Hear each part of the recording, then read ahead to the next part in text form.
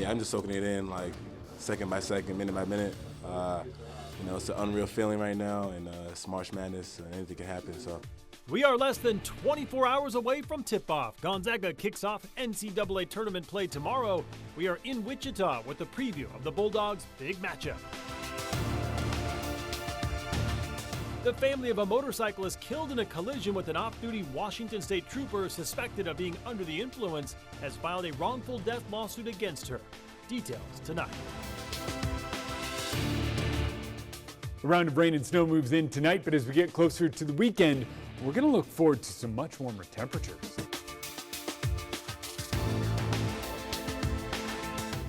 Good evening and thank you for joining us for the KREM 2 Night Report. I'm Mark Hanrahan. Right now, the defense attorney for a man arrested by ICE agents in Spokane Valley earlier this month is raising allegations against the Spokane County Sheriff's Office. One of the men arrested says deputies illegally helped federal agents track him and his brother down. Tonight, Sharon Yu with our sister station in Seattle is digging into that claim. The law they're alleging the sheriff's office broke is the Keep Washington Working Act. It prevents local law enforcement agencies from sharing immigration information and collaborating with federal ICE agents. On March 10th, it was near this intersection in Spokane Valley where ICE agents stopped Jason and Cesar Ruiz Rodriguez, two undocumented workers from Nicaragua. Jason's wife, Kayla Somariba, who was also in the car, says they were on their way to their court hearing related to criminal harassment charges when the agents surrounded their van. They stopped us 2 blocks away from our house. It was like they were waiting for us to pass because it was right when we turned, they all came in and surrounded us. In the video, you see agents breaking the windows as they try to pull the men out of the car. Last week, law enforcement analysts said what the agents did wasn't against the law because they had probable cause to arrest the men. Oh my God! Somariba says she thinks the agents used excessive force. They're tasering him and, just doing stuff that it's like, why are you guys being so brutal? She also got suspicious that local cops must have been involved. The ICE agents knew where they would be, when they would show up, and exactly who was in the car. They specifically, Jason and Cesar need to get out of the car. So they knew who was going to be in the car at what time. This caught the attention of Kyle Madsen, Jason's attorney in his criminal harassment case. He says, quote, the fact that ICE was waiting for Mr. Ruiz Rodriguez while he was on his way to court clearly showed that someone shared this information. In the discovery I received, there were reports from certain sheriff's officers, investigative analysts, detailing conversations they had had with various federal agencies. It was pretty clear they were collecting immigration information, which under Keep Washington Working is a violation of the law. Madsen's motion included this report from a Spokane County Sheriff's digital analyst last year. They discussed the immigration status of Ruiz Rodriguez, their country of origin, and how they entered the U.S. through Florida. Madsen alleges his client was denied due process for his criminal harassment charges because now he is detained in Tacoma with a possibility of deportation. Is that a right that everybody has regardless of immigration status? Yes, absolutely. He should have been able to enjoy the same trial rights that all residents of Washington are able to enjoy. We have reached out to the Spokane Sheriff's Office for a comment, and they said, quote, we are aware of the defense attorney's claim. However, we did not violate Washington law, but he is welcome to his opinion as part of his client's defense. The brothers remain detained in Tacoma. For Facing Race, Sharon Yu, KREM 2 News. In other news tonight, the defense for Brian Kohberger, the man accused of killing 4 University of Idaho students back in 2022, is arguing that text messages between the surviving roommates should not be used as evidence. They are claiming the phone records show the roommates were awake for several hours before calling 911 the morning after the killings.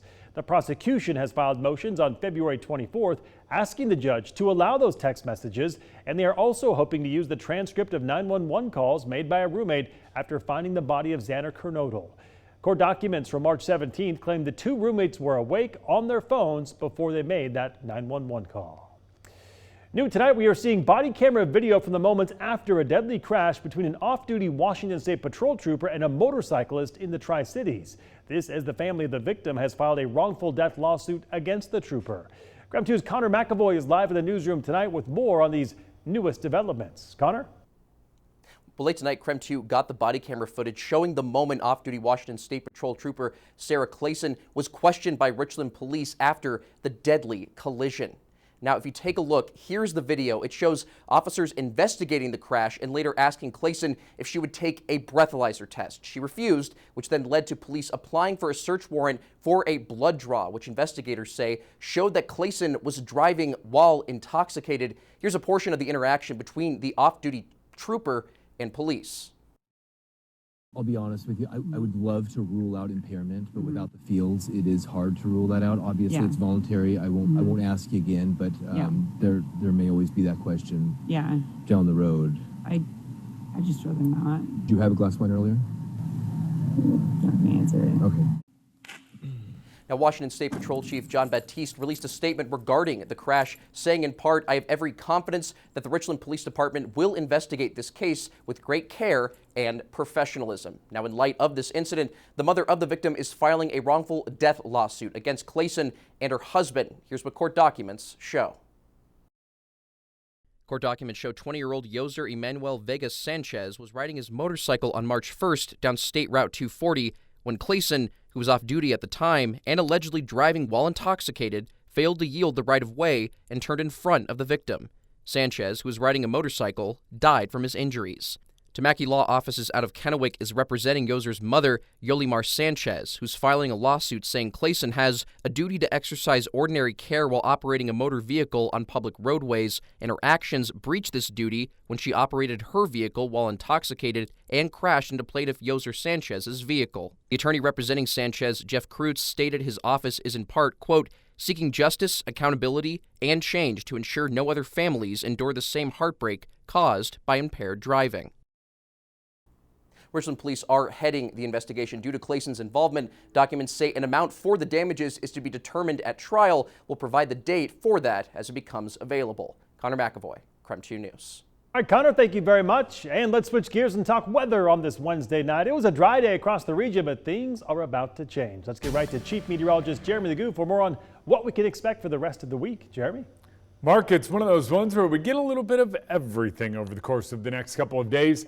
For starters, let's talk temps. 44 degrees right now, and 44 degrees is a big deal when you have incoming moisture. A lot of that moisture coming in from the south. And what that means for us is that everything coming down is going to be rain in low elevations. Last night, we talked a lot about that snow level. It looked like it was going to be around 3,000 feet. Big push of warmth, temperatures in the 40s. I think it's pretty safe to say that snow level is going to be a lot closer to 3,500 feet at the onset, dropping to about 3,000 feet on the backside, which means here in Spokane, I don't think we have to worry about snow accumulation. That moves up into the mountains by tomorrow afternoon. We even see a little bit of sunshine here in town. A few stray showers later on in the day, and that seems to be Thursday. Friday, a little more rain as temperatures once again top out near 50 degrees. Saturday, partly cloudy and a high of 52. It's not looking too bad. And tomorrow, despite that morning round of showers, is looking quite nice. A high of 50 degrees with a little sun in the afternoon. A great way to officially kick off spring. Jeremy will check back in with you later in the show. And now to our night beat with a quick look at the day's top stories. March Madness is about to get underway, and a lot of people will be wagering on the games. If you plan to bet in Washington, there are important rules to follow. If you want to play sports bets in Washington, you have to go to a tribal casino. Online sports betting, that's illegal in Washington. And you cannot wager on the Zags, as Washington state law prohibits bets for in-state collegiate teams and players. Meanwhile, Idaho outlaws sports betting entirely. Several dozen people gathered to protest in downtown Spokane earlier today, angry about potential cuts to Medicaid.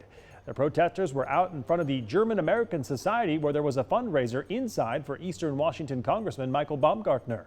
Many of those carrying signs today are caregivers that believe Medicaid cuts will harm their patients. The protesters are calling on Baumgartner and other political leaders to not make Medicaid cuts. A federal jury found a man guilty of drug trafficking in eastern Washington through the northern border. Jaskaran Singh, a native of India, was found carrying more than 170 pounds of ecstasy, say investigators. Singh and 2 others were stopped by the U.S. Border Patrol agents in April of 2023. The U.S. Attorney in Eastern Washington, Richard Barker, says the street value of those seized drugs exceeds $7.8 million. Singh is now facing a maximum term of imprisonment of 20 years and deportation. His sentencing is set for June 25th. And that was a look at your Night Beat. For more information on any of these stories, just head to our website. That's KREM.com. All right, tomorrow kicks off March Madness. We are in Kansas tonight with what you need to know before the Zags take the court. And later, how a new bill will impact Idaho's Medicaid program. Don't go to bed. We're back in just 90 seconds.